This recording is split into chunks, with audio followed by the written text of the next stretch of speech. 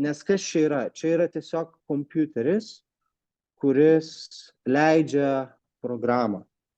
Tai, kad prijungti prie belaidžio interneto, reikėtų išeiti iš šios programos, nueiti į kompiuterio interneto nustatymus ir prijungti tai prie interneto. Bet su laidu nieko nereikia daryti. Tiesiog įkišate laidą internetinį ir internetas iš karto pajungtas. Tai čia mano rekomenduojamas būdas pajungti prie interneto. Bet iš esmės prie interneto pajungti, tai dažniausiai net nereikia.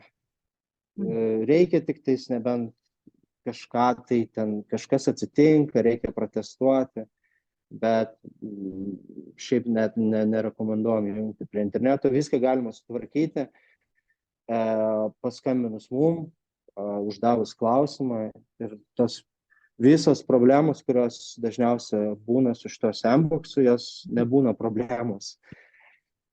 Simai, žinau, kad jūs duodate metų garantiją, ar ne? O jeigu kažkas sugesta po metų, Taip. ar galima kreiptis? Ir kas gali sugesti? Taip, nu tai Lemputė, po metų garantijos, tai mes... Taip, tai čia realiai labai mažai kas gali sugesti. Tai kaip ir kompiuteriai, kai mes visi turim kompiuteris, gali kažkas atsitikti su kompiuteriu per kažkokį laiką. Taip. Tai kompiuteriui ten būna, kad hard drive ten po kelių metų kažkas atsitinka. Esmė tame, kad jeigu sandboxas normaliai yra prižiūrėtas, tai nieko labai jam neatsitinka. O ką Bet reiškia mes, prižiūrėti? kas liečia, jei prižiūrėtas, tai reiškia, kad kadangi čia yra smėlis, taip, vaikai mėgsta žaisti su tuo smėliu, jie jį mėto. Tai jeigu leidžiate, nes čia yra kompiuteris, taip, ir čia yra anglos. Tai jeigu leidžiate vaikam mesti smėlį, grinai pilti tenais į kompiuterį, tai per kažkiek laiko kažkas jam tikrai gali atsitikti. Taip. Tai, bet čionais tik tais reikia biškį uždėti. Priežiūros. Taip. Prie jo. O tą kompiuterį Tada galima prožektorius. kažkaip išimti, jeigu, tarkim, jeigu po 5-7 metų suges ir reiktų kompiuterį pataisyti, kad nereiktų visos nešti dėžės, ar jį galima kažkaip išimti? Taip. Tai va, aš čia dabar padariau, vienas klientas turi 10 metų, man atrodo, sandboxą. Ir ką mes padarėme, mes tiesiog išėmėm tą kompiuterį ir įdėjom naują ir viskas. Ir licencija, kadangi kai jūs perkat sandboxą, jinai yra visam gyvenimui. Tai jums tiesiog pakeitėt kompiuterį ir jisai vėl kaip naujas. Tas pats ir su prožektorium. Po 5 metų ar ten daugiau kažkas ten gali atsitikti. Taip pačiai pakeičiat prožektorių ir vėl veikia. Čianais nėra nepakeičiamų dalykų. Tai yra paprasta. Ir dar kitas dalykas - sensorius. Tai sensorius lygiai taip pat yra pakeičiamas. Žodžiu, keičiamas kompiuteris, keičiamas projektorius, sensorius ir lemputė. Nėra nekeičiamų dalykų. Ir jūs kiek laiko esat su smėlio dėže? Taip, 12 metų kaip šitą dėžę pardavinėjama. Jinai labai senai pardavinėjama. Tik esmė tame, kad kadangi kompiuteriai ir prožektoriai ir sensoriai buvo labai brangus, tai jos kaina buvo labai didelė visada. Kadangi dabar viskas eina žemyn, kompiuteriai, technologijos pinga, tai ir smėliadėžė darosi vis labiau prieinama kiekvienam. Džiaugiamės. Štai, taip, turbūt už tai mes ir kalbamės. Taip. Apie viską, kas čia yra. Tai švietime mes turime jas mokyklose, mes turime sensoriniuose kambariuose ypatingai special needs, tai yra Specialiųjų poreikių. specialiųjų poreikių, taip, vaikai. Jie dievina, todėl kad tai yra smėlis. Jisai atpalaiduoja, tu su ją realiai vaikai nusiramina ir plus yra labai daug skirtingų, aš nevadinsiu žaidimais, mes vadinam modes, žodžiu, skirtingų žaidimų. Taip. Tai čionais yra pats paprasčiausias. Viskas, kiekvienas sandboxas, jisai ateina su planšetiniu kompiuteriu. Tai iš šito planšetinio kompiuterio jūs galite viską kontroliuoti, jūs galite keisti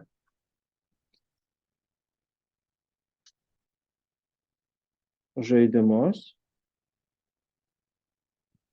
Palaukit, taip.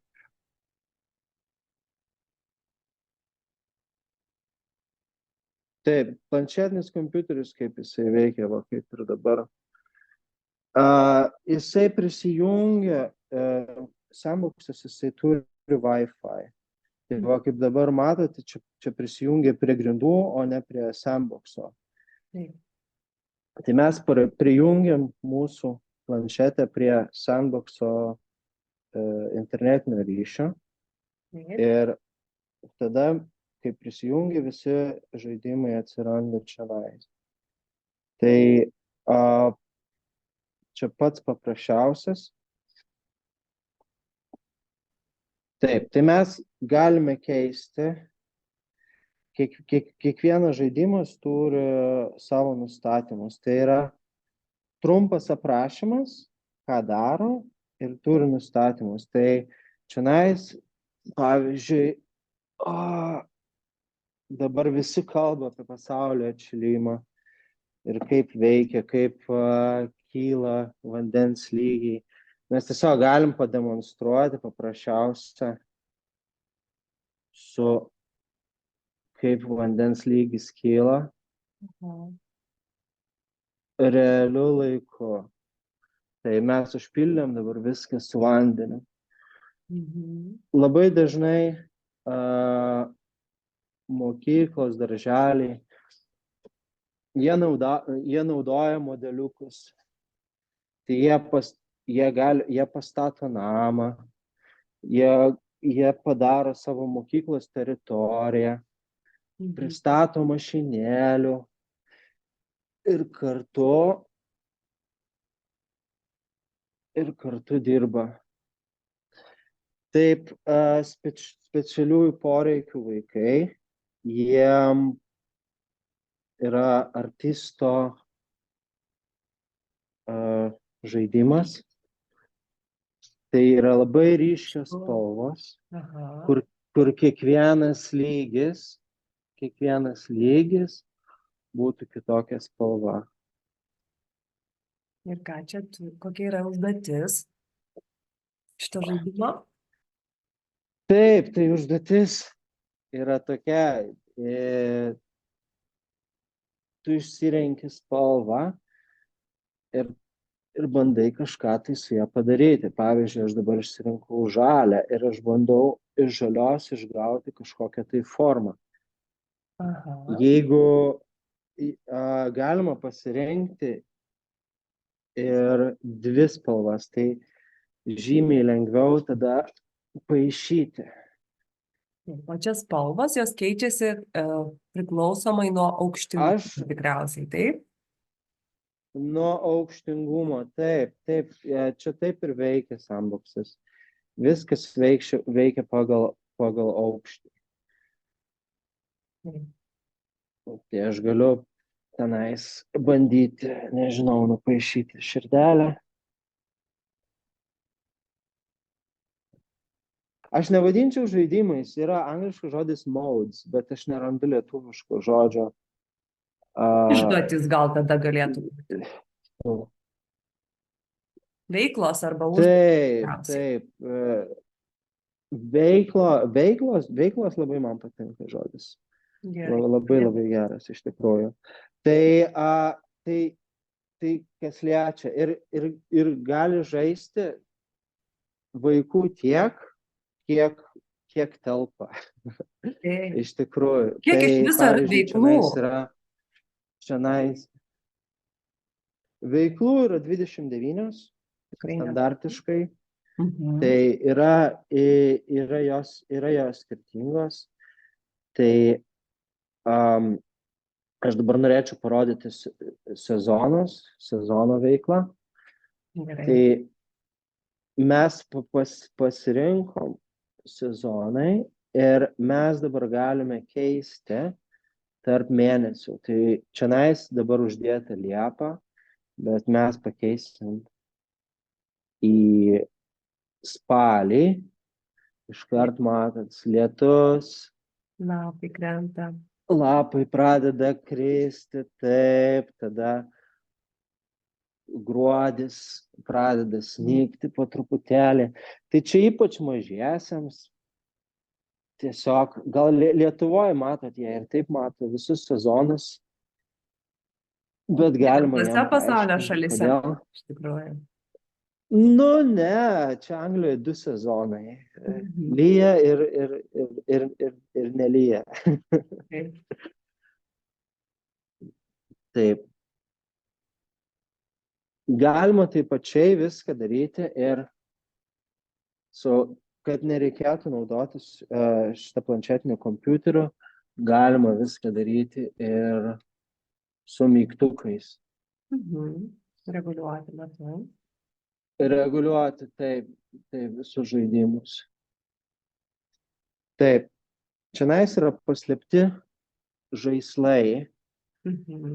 Tai, kaip matot, čionais yra mašinėlė, kur žalia, yra paslėpta, reikia padaryti lygį ir jinai atsiranda, pradeda važiuoti.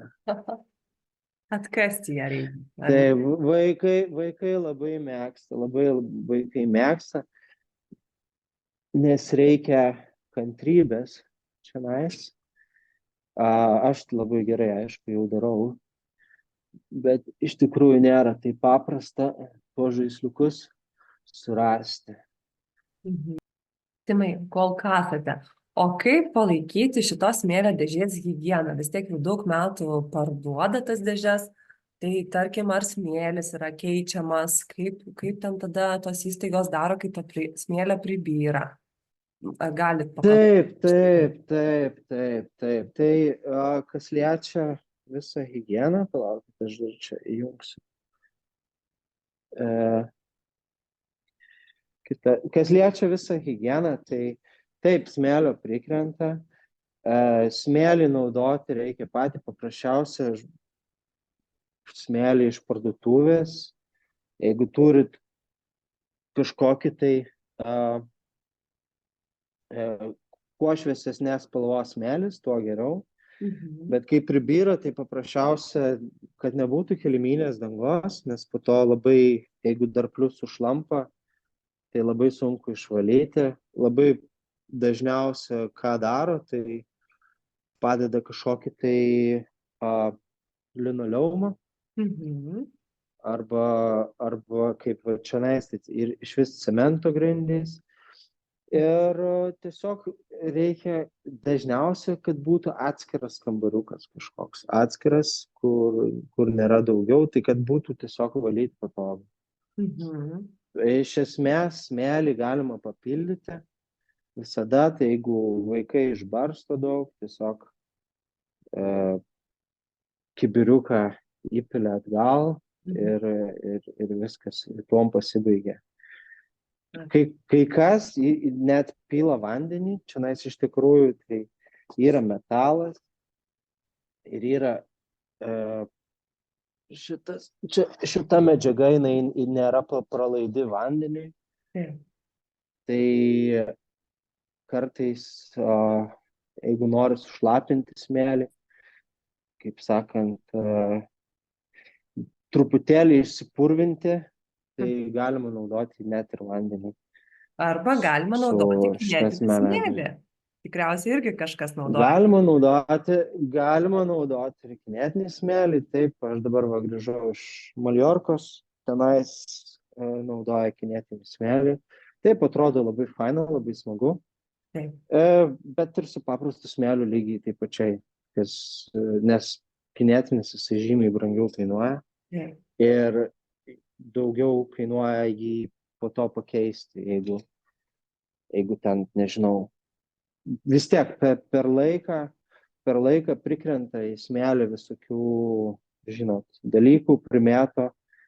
Tai aš taip manau, priklauso, kiek naudoja mokyklos iš tikrųjų jos labai nekeičia dažnai, nes mokyklos jos dažniausia būna su mokytoju ir problemų mokyklos iš vis neturi nei su smėlio keitimu, nei su papildymu, nes kai vaikai yra prižiūrėti, tai nieko labai ir neatsitinka. Dažniausia keičia smėlį ir labai daug valo tos vietos, kaip žaidimų kambariai, kur nieks nežiūri, tiesiog tėvai atveda vaikus ir jie tenai žaidžia su smėliadėžiu be priežiūros.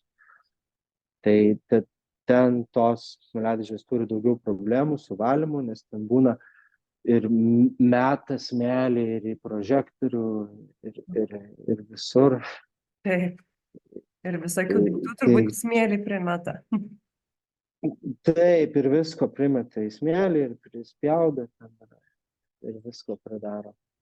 Tai dabar, kas liečia su... Aš jums noriu parodyti kuo daugiau veiklų. Taip, dar veiklų kažkokių tikrai būtų labai įdomu pamatyti. Taip. Tai esmė tame dabar su tom veiklom. Yra kiekviena veikla, ne kiekviena, bet kai kurios veiklos, jos reaguoja į tavo ranką. Tai mes dabar uždėsim dinozaurus. Taip, čionais, kur yra vanduo, iš kurių pusių vanduo ateina, ten pažaliuoja gamta ir pradeda vaikščioti dinozaurai.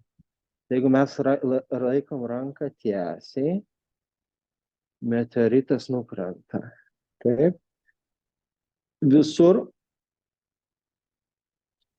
mes galim pakeisti meteoritą į informacinę lentelę. Tai va, aš viską darau planšetėje. Tai dabar aš išsirinksiu dinozaurą. Šitas. Tas. Kur čia aš nematau? Į šilumą reaguoja. Oho, iš čia vyks. Tai ne. Aš šiandien jo tiesiog pagalvojau. Va. Ir aš dabar pasirinkau dinozaurą ir maža informacinė lentelė, kas jis yra,